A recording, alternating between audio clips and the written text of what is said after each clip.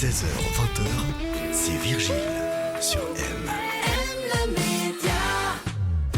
On en consomme plus de 10 kilos par an et par habitant en Suisse. C'est la star des fêtes de fin d'année, le chocolat. Né dans la forêt équatorienne camerounaise, Samy Manga a enquêté sur la plantation de cacao. Cet écrivain, musicien, sculpteur et militant écologiste se qualifie d'éco-poète, défenseur d'une écriture en faveur de l'écologie et de la biodiversité.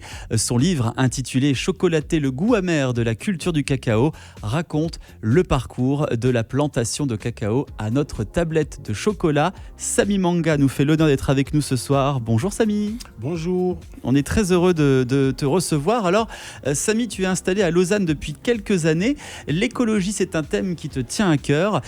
Tu as écrit Chocolater, donc ce livre paru l'année dernière qui raconte le parcours d'Abena, un enfant de 10 ans qui travaille avec son grand-père dans les plantations de cacao au Cameroun. Pourquoi tout d'abord avoir écrit un ouvrage sur le parcours de la plantation de cacao ? Alors, tout d'abord, parce que je voulais mettre en lumière une réalité qui est donc celle de l'industrie du cacao et du chocolat. Moi-même, je suis un ex-travailleur donc des plantations. À l'époque, avec votre grand-père. Voilà, avec mon grand-père. C'est d'ailleurs un bout de l'histoire aussi qui est dans le livre et tout.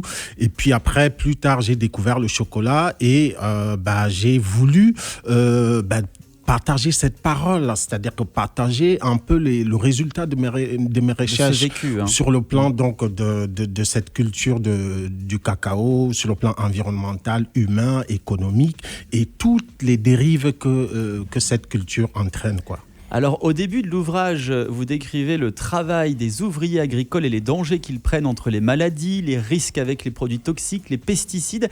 Ça veut dire quoi ? On ne veut pas regarder cette situation en face, on refuse de voir un peu la réalité ? Ben ouais, c'est un peu dramatique, c'est un peu la situation de notre société aujourd'hui, quoi. C'est-à-dire qu'on préfère donner de l'attention finalement à ce qui nous fait oublier l'essentiel, le fondamental même dans notre façon d'organiser notre société. Et donc, voilà, la culture, c'est ça. Les cultures intensives impliquent qu'on utilise beaucoup de pesticides, beaucoup de produits qui ne sont pas très, très bien pour la santé des sols.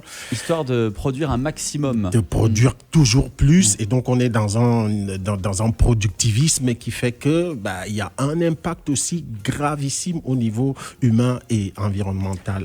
Les pays d'Afrique fournissent environ les 2/3 de la production mondiale de cacao. C'est l'une des matières premières les plus prisées au monde. Et derrière sa production, donc, il y a le colonialisme vert. Qu'est-ce que vous voulez dire par colonialisme vert ?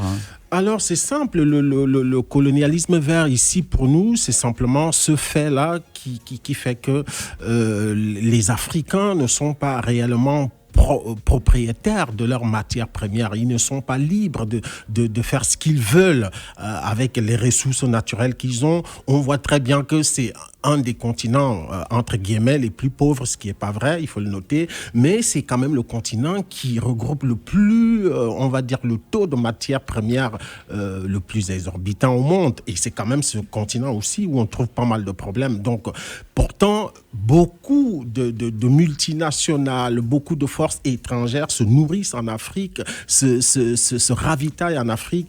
Les seuls qui ne profitent pas véritablement de cette richesse, ce sont les Africains. Et ce que nous, on considère comme étant du colonialisme vert dans la mesure où ce sont d'autres personnes qui décident et qui profitent et qui bénéficient de ce qui est une propriété, on va dire, foncièrement africaine.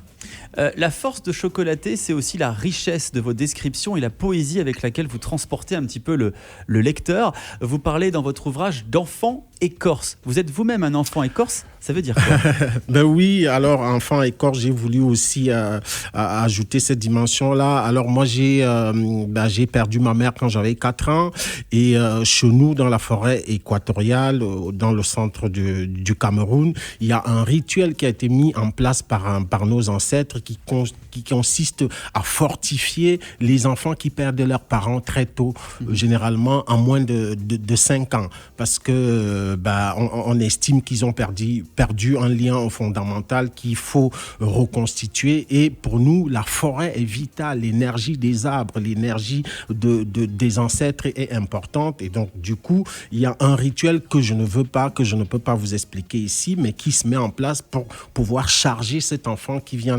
d'être orphelin pour qu'il puisse survivre. Et moi, j'ai eu la chance donc j'ai suivi ces rituels en tant qu'orphelin, et c'est ce qui aujourd'hui motive aussi ma démarche en tant que militant écologiste. Alors en parallèle à cet ouvrage chocolaté, vous travaillez avec des associations en Suisse et à Lausanne sur le concept de l'éco-poésie. Ça consiste en quoi, l'éco-poésie ? Alors voilà, l'éco-poésie, on l'a mis en place avec l'association Éco-Poète International, qui est une association qui a été créée au Cameroun en 2015 et qui continue son travail ici en Europe, ici en Suisse. On a aussi un bureau ici. C'est en gros la création artistique en faveur de l'écologie et de la biodiversité. Et on a voulu mettre une démarche littéraire en place pour pouvoir permettre aux gens de cultiver ce rapport à la terre, ce rapport au vivant, ce rapport au mystère de la vie, qui consiste finalement à regarder toutes les espèces vivantes comme appartenant à la même énergie. Et pour nous, on s'est dit ça doit aussi passer par la création littéraire et donc la création poétique. Donc l'éco-poésie, c'est ça, c'est l'écriture en faveur donc de l'écologie et de la biodiversité pour qu'on prenne un peu plus conscience du vivant.